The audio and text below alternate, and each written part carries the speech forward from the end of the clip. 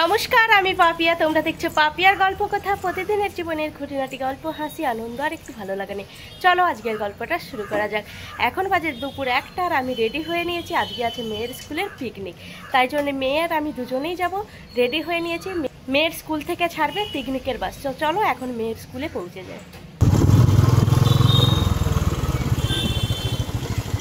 মেয়ের স্কুলে চলে এসেছি, চলো এখন ভেতরে যাওয়া যাক।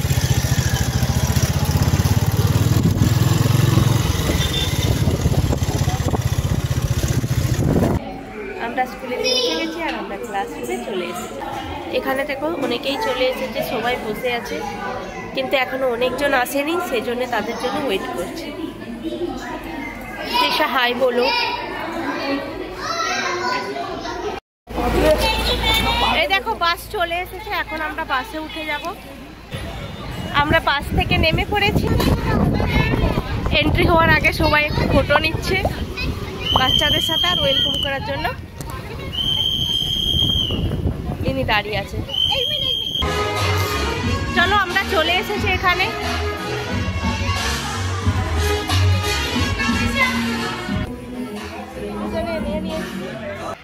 আর এই যে দেখো এখানে বাচ্চারা খেলতে শুরু করে দিয়েছে।